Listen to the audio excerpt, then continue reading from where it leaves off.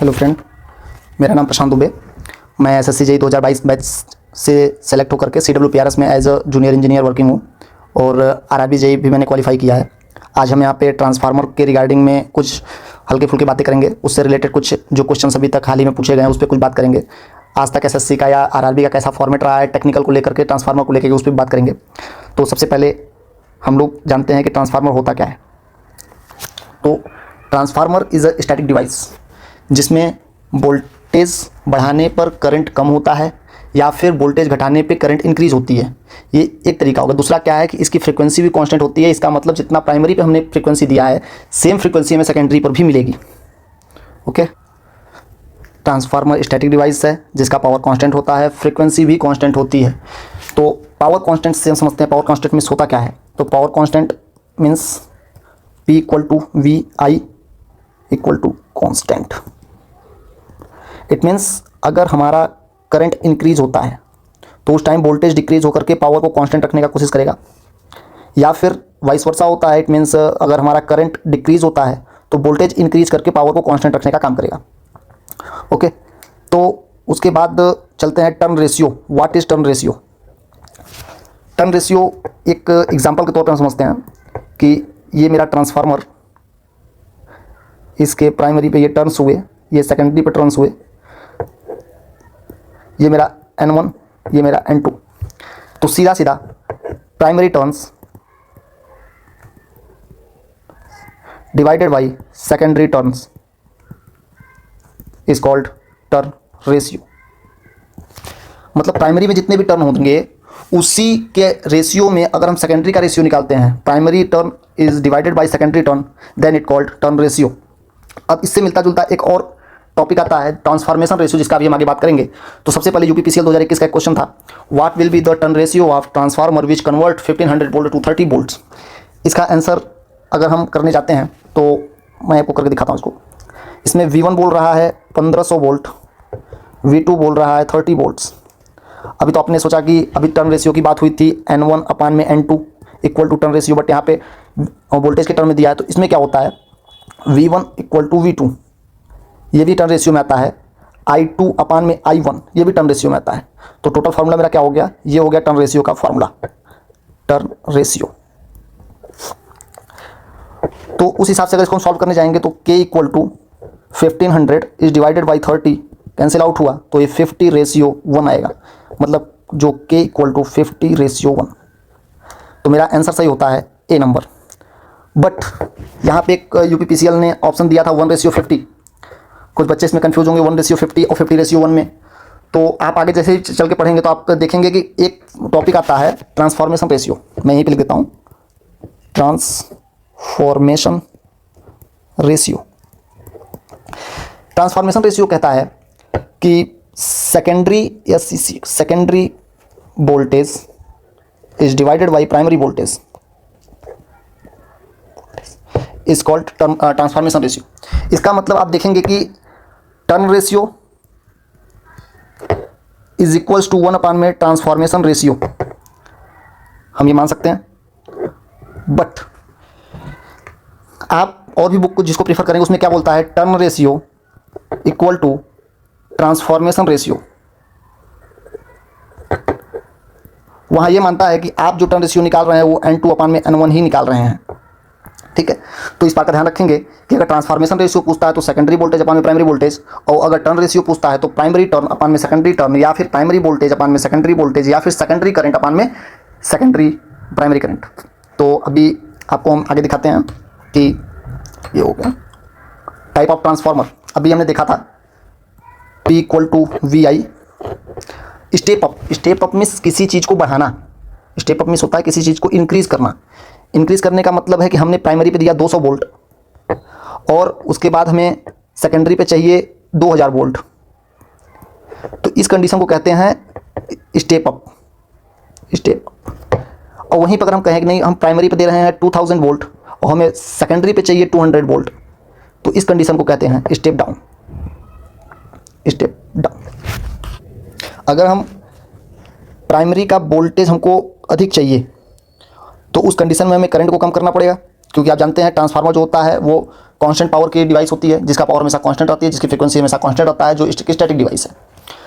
तो अगर हमें स्टेप अप करना है तो यानी सेकेंडरी का वोल्टेज हमें अधिक निकालना है, तो उस कंडीशन में सेकेंडरी का करंट हमको कम रखना होगा।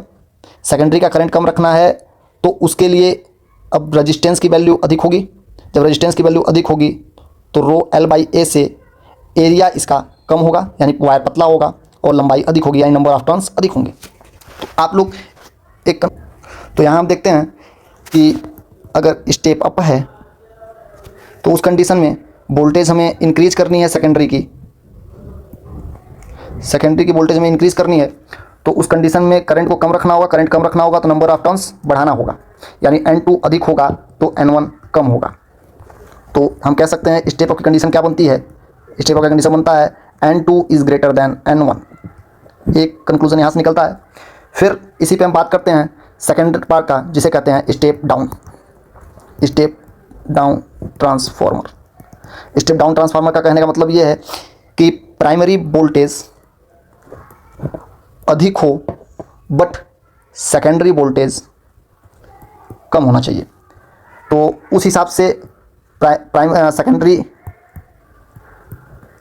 करंट की वैल्यू अधिक होगी, सेकेंडरी करंट की वैल्यू अधिक होगी तो आर हमारा कम होगा, रेजिस्टेंस कम होगा तो आर और रो एल बाई ए, तो इसको हमको अधिक रखना पड़ेगा और लंबाई को कम रखनी पड़ेगी। यहाँ से ये कंक्लूजन निकलता है कि अगर लंबाई कम है तो मतलब नंबर ऑफ टर्न्स कम होनी चाहिए। तो हम कह सकते हैं step down transformer N1 is greater than N2। तो हम यहाँ पे देख सकते हैं स्टेप डाउन और स्टेप अप की कंडीशन मुझे मिल गया। स्टेप अप कहता है कि हमको वोल्टेज को बढ़ाना है, स्टेप डाउन कहता है वोल्टेज को हमें कम करना है। वोल्टेज को कम करना है तो हमें टर्न को भी कम करना पड़ेगा, और अगर हमें वोल्टेज को बढ़ाना है तो नंबर ऑफ टर्न्स भी अधिक करने होंगे। इसके बाद हम चलते हैं कंस्ट्रक्शन ऑफ ट्रांसफार्मर पे। कंस्ट्रक्शन ऑफ ट्रांसफार्मर कहता है कि इसके अकॉर्डिंग ट्रांसफार्मर 3 प्रकार के हम बनाएंगे। पहला होता है कोर टाइप, दूसरा होता है सेल टाइप, और तीसरा होता है berry type. Core type, shell type and berry type 3 तरीके के ट्रांसफार्मर होते हैं कंस्ट्रक्शन के बिहाफ पे। तो कोर टाइप ट्रांसफार्मर में स्टैंपिंग होती है। अब आप लोग समझेंगे स्टैंपिंग क्या होगी, मैं आपको एग्जांपल देके बताता हूँ।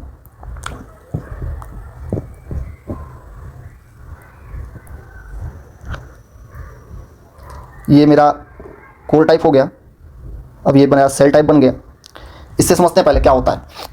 आप समझ रहे होंगे ये कोर टाइप सामने LL और UI क्यों लिखा है, तो इसको भी दिखाते हैं आपको कहाँ लिखा है। मैं इसके लिए पेन चेंज कर लेता हूँ। सबसे पहले कोर टाइप में LL, तो स्टैंपिंग ये हम लेते हैं, ये L लेते हैं,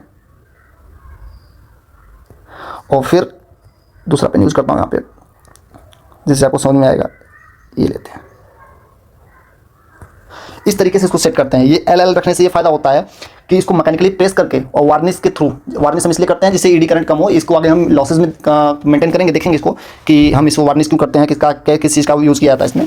तो सबसे पहले स्टैंपिंग होती है, उसको एक के ऊपर सैंडविच की तरह रखते चले जाते हैं और एक स्ट्रक्चर बनाते हैं लेमिनेटेड। आप लोगों ने देखा होगा कभी किसी जगह से आप छोटा मोटा ट्रांसफार्मर पाते हैं, उसको खोलते हैं तो आप उसमें स्टैंपिंग पाते हैं, वो यही चीज़ होती है, उसी की बात हम कर रहे हैं। दूसरा होता है U एंड I। अब इसमें UI कहाँ है, तो इसके लिए भी मैं आपको दिखाता हूँ UI कहाँ है। ये देखिए, ये जो स्ट्रक्चर है U हो गया, इसके लिए लेता हूँ। ये जो पार्ट है ये U है, और ये वाला पार्ट I। तो कोर टाइप के लिए U एंड I का भी यूज़ कर सकते हैं, L एंड L का भी यूज़ कर सकते हैं। तो यहाँ मैं नीचे लिख देता हूँ LL एंड UI इसमें यूज होगा। अब बात फंसती है सेल टाइप में, आप I और UT कहाँ लिखा हुआ है, कहाँ इसमें दिख रहा है मुझे, तो उसको हम देखते हैं कहाँ पे है। तो सबसे पहले E और I देखते हैं हम। तो आप ध्यान दीजिएगा,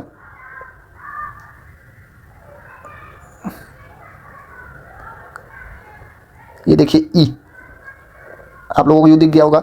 अब इसी के ऊपर I, ये रहा I। तो सबसे पहले E फिर I, फिर उल्टा साइड से E, पहले एक साइड से इधर से E रखेंगे, फिर अगली बार जब रखना होगा तो हम इस साइड से E रखेंगे।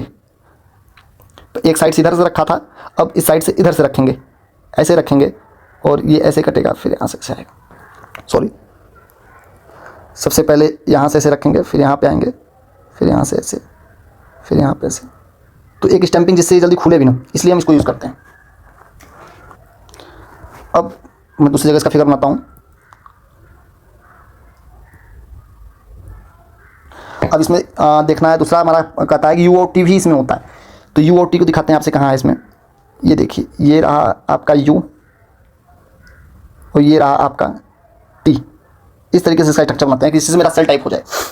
तो सेल टाइप में हम कौन कौन सा यूज़ करते हैं, यू एंड टी, और इसमें हम यूज़ कौन सा किए थे आपके सामने, E and I, E and I. Okay, अभी इसके बारे में पूरा हम पढ़ेंगे, नीचे क्या है, कैसे इसको कैसे एलिमिनेट करते हैं, क्या करते हैं, वो सारी चीज़ें भी आपको डिटेल वीडियो मिलेगी। अभी मैं आपको ओवरव्यू ले रहे हैं। तो सबसे पहले फिर आता है इसका कंस्ट्रक्शन बिहाफ पे। ट्रांसफार्मर हमने पढ़ लिया, 3 तरीके से होते हैं, core type, shell type and berry type. अब आते हैं कि इसमें जो कोर यूज़ कर रहे हैं वो कोर होता क्या है, किस मटेरियल का बना होता है, क्या प्रॉपर्टीज़ होती है। तो सबसे पहले आप लोग देख रहे होंगे यहाँ पे लिखा है CRGO। अब CRGO का फुल फॉर्म क्या होता है, तो cold rolled grain oriented silicon steel होती है, ठीक है। अब यहाँ पे ओरिएंटेड का मतलब क्या बनता है, उसके लिए देखिए इसे बना के दिखाता हूँ। जितने भी स्टैटिक डिवाइस होते हैं उसमें CRGO का यूज़ किया जाता है। जितने भी रोटेटिंग मशीन होते हैं उसमें नॉन ओरिएंटेड ग्रेन मशीन का यूज़ किया जाता है, non oriented grain silicon limited steel का यूज़ किया जाता है। ऐसा क्यों होता है, क्योंकि उसकी डायरेक्शन हमेशा रोटेट करना है। जैसे ये मेरा मोटर है, अगर हमको इसमें यूज़ करना होगा तो इसमें हम CRGO यूज़ नहीं करेंगे। क्यों, क्योंकि इसके ओरिएंटेशन पता चला, मैंने इस ओरिएंटेड में इसको कर दिया। अब मोटर मेरी रोटेट हुई तो ये जो मैंने इसके लिए डिज़ाइन किया था वो यहाँ ना होकर के वो इस डायरेक्शन में आ जाएगा, तो इसलिए हम वहाँ पे CRGO यूज़ नहीं कर सकते हैं। अब इसके लिए करते क्या है, सिलिकॉन की स्टील पत्ती होती है, उस पर हम मैकेनिकली प्रेशर द्वारा डायरेक्शन क्रिएट करते हैं उसके डाइपोल्स के। ये सब डाइपोल्स क्रिएट कर देते हैं कि अपने अकॉर्डिंग। यही होता है CRGO। मैकेनिकली प्रेशर द्वारा डाइपोल्स को एक डायरेक्शन में ओरिएंटेड करने की कैपेबिलिटी होती है CRGO के अंदर। इसीलिए ट्रांसफार्मर या किसी भी स्टैटिक डिवाइस में हम CRGO का ही यूज़ करते हैं। अब बात होती है कि ये CRGO में जो सिलिकॉन की पत्ती हम लगाए थे यहाँ पे हम सिलिकॉन की पत्ती लगाए हुए थे, इसका साइज़ क्या होता है, तो इसकी साइज़ होती है 0.3 mm steep for 50 to 400 hertz. ये इंपॉर्टेंट टॉपिक है, कई बार ये RRB JEE SSC JEE में क्वेश्चन आ चुके हैं, तो इसके लिए आप देख लीजिएगा। और मैं एक आपको कराता हूँ, मैं आपको कुछ इंपॉर्टेंट क्वेश्चंस देता हूँ तो जो पहले भी आ चुके हैं। तो सबसे पहला क्वेश्चन होता है कि radio equipment and measuring instrument किस मटेरियल कोर का यूज़ करते हैं, वो एयर कोर का यूज़ करते हैं। उसके बाद दूसरा होता है pulse transformer and high frequency electronics transformer के लिए हम कौन से यूज़ करते हैं, तो उसमें सॉफ्ट फेराइट का यूज़ किया जाता है। ये दोनों क्वेश्चन कई बार पेपर में आ चुके हैं, तो मैं इसको इंपॉर्टेंट मार्क कर देता हूँ, बाद में इसको आप देख लीजिएगा। अभी आपको और भी ऐसे क्वेश्चन मिल जाएंगे, या हो सके तो मैं इसी PDF में उसको अटैच कर दूंगा। तो ये आपका मैं बात करूंगा इस पे वाइंडिंग ट्रांसफार्मर का जान होता है किसी की वाइंडिंग, किसी ट्रांसफार्मर की वाइंडिंग ही उस ट्रांसफार्मर की एक जान होती है, जिसके हिसाब से हम डिज़ाइन कर रहे हैं। आपने पढ़ा था ऊपर की स्टेप डाउन स्टेप अप, वहाँ भी वाइंडिंग थी, जो टर्न्स थे वो वाइंडिंग ही थी, कितने टर्न लगाने हैं, कितने दूरी होनी चाहिए, क्या होना चाहिए, वो सब वाइंडिंग के अंदर ही हम डिस्कस करते हैं। तो सबसे पहले हम देखते हैं वाइंडिंग में। मैंने ये 2 फिगर बनाए होंगे, आप देख रहे होंगे, एक फिगर ये है और एक फिगर ये है। मैंने ऐसा क्यों बनाया है, एक बड़ा एक और रेक्टेंगुलर में, एक सर्कल में, उसमें भी कुछ डिज़ाइन बनाओ। तो आइए समझते हैं आगे। ये होता है स्मॉल ट्रांसफार्मर के लिए और ये होता है लार्ज ट्रांसफार्मर के लिए। अब समझने वाली बात ये है कि स्मॉल के लिए रेक्टेंगुलर, लार्ज के लिए सर्कुलर, उसके अंदर भी कुछ है डिज़ाइन, देखते हैं फिर। तो स्मॉल है मतलब कि इसमें ज़्यादा हमको वैरायटी या वेरिएशन हम नहीं कर सकते हैं। छोटा ट्रांसफार्मर है, मेकिंग कॉस्ट बहुत अधिक नहीं रखनी होती है, तो इसलिए हम इसको रेक्टेंगुलर बनाते हैं। और आप लोगों ने पढ़ा होगा कि किसी भी पेरिफेरल में हमेशा सर्कल का पेरिफेरल कम होता है। अब आप सोच रहे हैं तो कम होता है, तो इससे क्या होता है, तो इससे मैं आपको बताता हूँ। हम आइडियली चाहते ये हैं कि मेरा जो वाइंडिंग कंस्ट्रक्शन हो या कोर कंस्ट्रक्शन हो वो हम रेक्टेंगुलर साइज़ पे ही करें। लेकिन रेक्टेंगुलर साइज़ करने के लिए मतलब हमको स्टैंपिंग करनी पड़ेगी। स्टैंपिंग अब देखिए, आप स्टैंपिंग देख रही है, ये सारी स्टैंपिंग कर रहे हैं हम, पतले पतले लेमिनेशन साइज में, पतले पतले स्ट्रिप्स हैं। अब मैन्युफैक्चरर को कितने टाइप्स के इसमें लेमिनेशन बनाने पर, हर चीज़ को अलग अलग स्टैंपिंग देना पड़ेगा, साइज अलग होगी, शेप अलग होगा, इसलिए ये कॉम्प्लिकेटेड हो जाएगा। Full circle is complicated. So we wants to achieve near this shape. Okay, तो अब इसमें देखते हैं कि मेरा काम कैसे हो सकता है कि मुझे कम से कम स्टैंपिंग को मैन्युफैक्चरिंग करना पड़े, उसकी साइज़ हमको मेंटेन रखनी पड़े। इसमें सबके लिए अलग अलग स्टैंपिंग करनी है। अब हम आगे देखते हैं। ये होता है कुर्सी फॉर्म एरिया। देखिए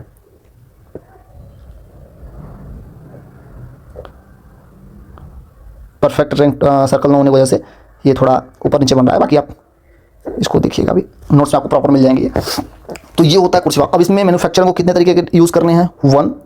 वन टाइप के स्टैंपिंग जो ये नीचे भी मेंटेन करेगा, सेकंड टाइप के ये भी नीचे मेंटेन करेगा, और ये थर्ड टाइप के। मतलब कि 3 तरीके के स्टैंपिंग बनाने पर उसका शेप लगभग सर्कल हो सकता है। मैं परफेक्ट सर्कल नहीं कर रहा हूं, बट लगभग सर्कल कह सकता हूं। अब आप सोच रहे होंगे सर्कल करने से फ़ायदा क्या है? अब मैं आपको इसके फ़ायदे दिखाता हूं। देखिए सर्कल अगर हम करते हैं तो इसके फ़ायदे क्या होते हैं। सर्कल करेंगे तो सबसे पहले 2πr कम हो जाएगा, क्योंकि इसका पेरिफेरल कम होता है। अब रेडियस कम हुआ, उसका पेरिफेरल कम हुआ, तो उसमें वायर कम लगेगी।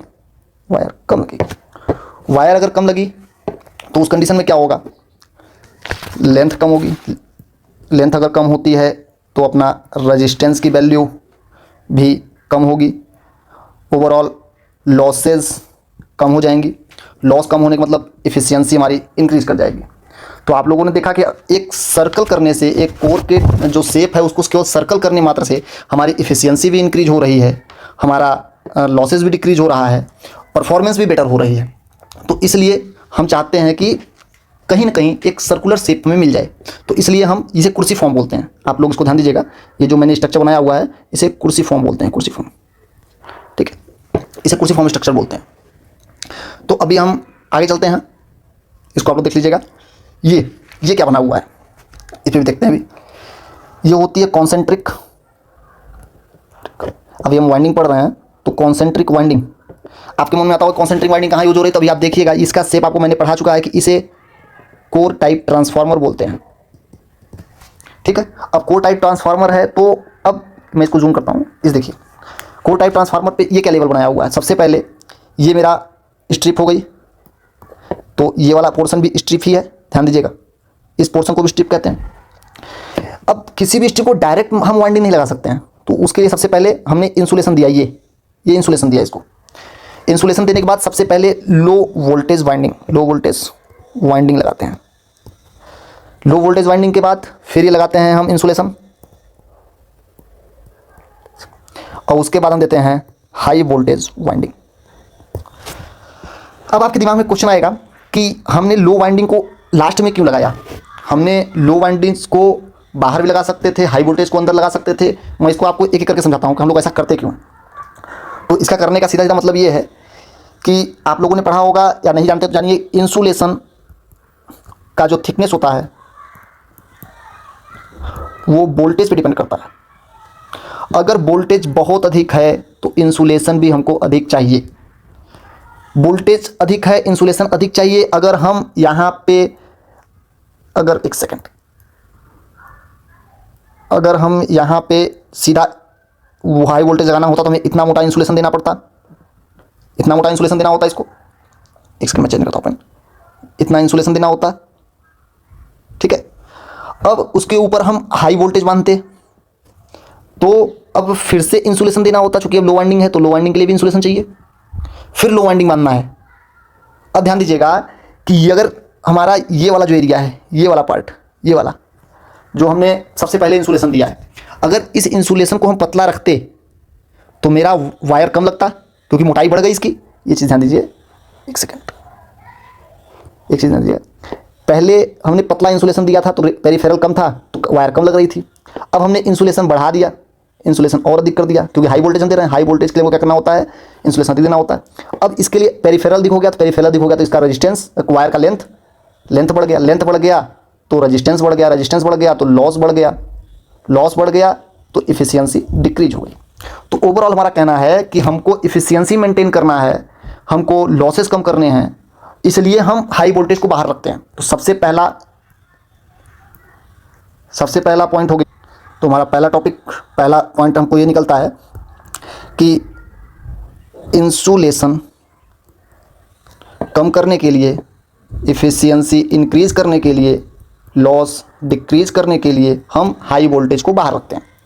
दूसरा प्रॉफिट हमारा क्या हो सकता है हाई वोल्टेज को बाहर रखने का? अगर एक आप अप्रॉक्सीमेट एग्जांपल समझते हैं। मेरा कोई ट्रांसफार्मर है, वो 200/2000 वोल्ट का है।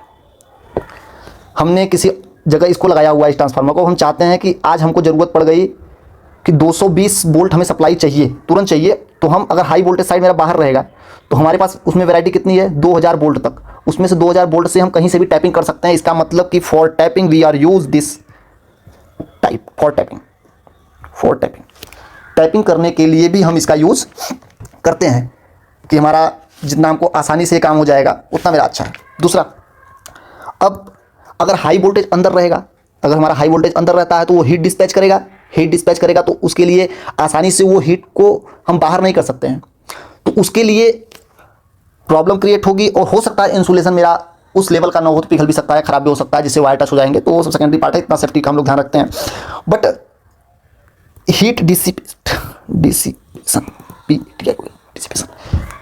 तो ये आपके 3-4 पॉइंट ऐसे हैं जिसमें आपको ये मालूम चलेगा कि हम हाई वोल्टेज को बाहर क्यों रखते हैं। हाई वोल्टेज बाहर रखने से पहला फायदा, इंसुलेशन कम होगा, इफिशियंसी इंक्रीज होगी, लॉस कम होगा। बाहर हमको जितना अधिक वोल्टेज चाहिए होगा उतना अधिक वोल्टेज हम यहाँ से ले सकते हैं, वहाँ से टैप कर सकते हैं, और हीट डिसिपेट हो जाएगा। अच्छा, अंदर रहेगा हाई वोल्टेज तो हीट डिसिपेशन अच्छा नहीं होगा, इसलिए हम इसका यूज़ करते हैं। तो अब यहीं पर हम पढ़ लेते हैं थोड़ा लीकेज। What is leakage? तो आते हैं हम लीकेज कोफिशिएंट।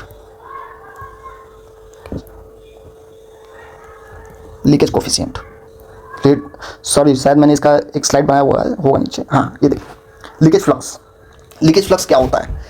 जैसे कि नाम से मालूम चल रहा है, लीकेज जिसका हम यूज़ ना कर पाए उसे लीकेज कहते हैं। जैसे आपके घर में टैप ओपन रह गया या टैप से 1 बूंद 2 बूंद करके लीकेज हो रहा है तो आप उस पानी का यूज़ नहीं करते हैं, वो अनयूज्ड होता है। उसी तरीके से ट्रांसफार्मर के टोटल फ्लक्स, हम कहते हैं टोटल फ्लक्स 100 निकले, बहुत अच्छा हुआ कि 98 मानते हैं फ्लक्स हमारा ओरिजिनल पाथ यूज़ किया और यूज़फुल फ्लक्स में कन्वर्ट हुआ। बट कम से कम 2 फ्लक्स ऐसे होंगे जो लीकेज में जाएंगे। लीकेज मतलब ये कंपलसरी नहीं है कि लीकेज हो ही हो, और आप ये मान सकते हैं कि हम इसको बहुत ज़्यादा कम भी नहीं कर सकते हैं लीकेज को, ये होगा ही होगा। बस कुछ इसे कम किया जा सकता है, इसे ख़त्म नहीं किया जा सकता। तो लीकेज होना जाहिर सी बात है। तो हम समझते हैं लीकेज होता क्या। ये देखिए, मेरा फ्लक्स जनरेट हुआ और ये पाथ पकड़ने लगा। ये यूजफुल फ्लक्स है जो पूरे पाथ में जा रहा है, ये पूरे पाथ में जो जा रहा है ये हमारा यूजफुल फ्लक्स है। लेकिन ये देखिए जो रेड कलर मैंने दिखाया हुआ है, ये एरिया, ये चीज़, ये लीकेज फ्लक्स है। मतलब ये लीक कर रहा है, ये हमारे यूज में नहीं आ रहा है, ये आसे ही पास में अपने ही टर्न में चला जा रहा है। क्योंकि आपको पता है ट्रांसफार्मर होता है वो इंडक्शन के फिनोमिना पे वर्क करता है। तो इसलिए इसको चाहिए कि ये जो हमारा फ्लक्स है, ये टोटल फ्लक्स हमारा इस पाथ से होके आए। बट जो यहाँ से जा रहे हैं वो भी तो हमारे फ्लक्स ही हैं, बट वो यूज़ नहीं आ रहा है, तो इसे अनयूज कहते हैं। ठीक है, तो हम समझते हैं क्या होता है। तो total flux equal to used flux plus leakage flux. Okay, used flux and leakage flux. एक बहुत अच्छा क्वेश्चन एसएससी का था, किस साल का था ये मुझे आइडिया तो नहीं है, बट एक क्वेश्चन था कि लीकेज कोफिशिएंट कितना होता है, लीकेज कोफिशिएंट वैल्यू कितनी होती है। ये क्वेश्चन मैंने 2 बार देखे हुए हैं, कई बार मैंने मॉक में भी इसको टैकल किया है। तो मैं आपको यहाँ बताता हूँ कि लीकेज कोफिशिएंट होता क्या। सबसे पहले एक बार लीकेज कोफिशिएंट के बारे में मालूम चलेगा तो हम पता करेंगे लीकेज कोफिशिएंट के फैक्टर कितने होते हैं। फैक्टर होता क्या है? तो लीकेज कोफिशिएंट का वैल्यू होता है, फॉर्मूला होता है total flux divided by useful flux. Total flux बटे यूजफुल फ्लक्स। अब आप समझिएगा, टोटल फ्लक्स हमने जो एज्यूम किया था कि 100 टोटल फ्लक्स होंगे, 98 मेरा ये क्या कहते हैं यूजफुल फ्लक्स होगा, 2 अनयूज्ड हो गए। तो इसका वैल्यू इतना तो जाहिर है कि इसकी वैल्यू 1 से अधिक ही आनी है, इसकी वैल्यू 1 से अधिक ही आनी है। लेकिन ऑप्शन में आपको कुछ ज़्यादा फैक्टर देगा, जैसे 1.2 दे देगा, 1.5 दे देगा, 1.8 दे देगा, 2 दे देगा। अब आप इसमें आंसर में प्रॉब्लम होगी। वैसे मैं इसका एग्जैक्ट आंसर बताता हूँ। इसका एग्जैक्ट आंसर 1.2 होगा, इसका वैल्यू 1.122 टू 1.25 तक जाता है। ठीक है, ये आप इंपॉर्टेंट कर लो। तो इसका आंसर यही होता है, 1.2 होता है, यानी 1.12 टू 1.25 इसका स्टैंडर्ड आंसर है। इतने के बीच में जो भी आंसर अलाइन करता है वो आपका सही आंसर होता है। तो आप इसे इस तरीके भी लिख सकते हो, total flux is equals to leakage flux, इसे हम फाई एल से दिखाते हैं, प्लस यूजफुल फ्लक्स इसे फाई यू से दिखाते हैं। तो phi T equal to phi L plus phi U. तो यहाँ पे आप इसको इस तरीके से भी लिख सकते हैं, phi L plus phi U is divided by phi U, और बाद में इसे आप कह सकते हैं 1 प्लस फाई एल अपान में फाई यू। तो इसको एक तरीके से आप इस तरीके से रखो। तो अभी हम इतना इसके बारे में बात किया है, ये मैंने ओवरऑल बात किया है अभी। तो थैंक यू सो मच। अभी हम आगे और भी देखेंगे इसमें क्या है कर सकते हैं। बाकी ट्रांसफार्मर का एक ओवरव्यू था ये नॉर्मल, कि ट्रांसफार्मर के वर्किंग क्या है, ट्रांसफार्मर मेरा वर्क कैसे करता है, और वर्किंग टर्न रेशियो और ट्रांसफॉर्मेशन रेशियो, इन दोनों में जो क्वेश्चन आज तक एसएससी और यूपीपीसीएल ने फंसाए हुए हैं, और इन दोनों का आंसर जो फंसता है, क्योंकि दोनों की वैल्यू लगभग सेम होती है, कई किताबों में आपको मिलेगा कि दोनों सेम चीज़ें होती हैं, और कुछ आंसर आपको सेम मिलेंगे, कुछ आंसर डिफरेंट मिलते हैं। तो उस चीज़ को समझते हुए कि टर्न रेशियो होता क्या है, what is the difference between turn ratio and transformation ratio, इसका स्टेप अप क्या है, स्टेप डाउन क्या है, और सेल क्या है, कोर क्या है, बैरी क्या है, ये सारे ट्रांसफार्मर, ये सारे उनके तरीके। अब मैं आपको कुर्सी फॉर्म क्या होता है ये आपको पता चला, आप क्यों छोटे साइज़ में रेक्टेंगुलर यूज़ करते हो, बड़े साइज़ में कुर्सी फॉर्म में आप क्यों जाते हो। कुर्सी फॉर्म में जाने का मतलब है पेरीमीटर कम हो जाएगा, पेरीमीटर कम हो जाएगा इसका मतलब रेडियस कम हो गया, रेडियस कम हुआ, वायर कम लगा, एफिशिएंसी इंक्रीज हो गई। Okay, thank you so much. अभी हम नेक्स्ट वीडियो लेके आएंगे, तो उसमें कुछ एसएससी से रिलेटेड ही क्वेश्चन क्वेरी देखेंगे, उसमें कुछ क्या है कैसे है। बाकी तब तक के लिए थैंक यू सो मच।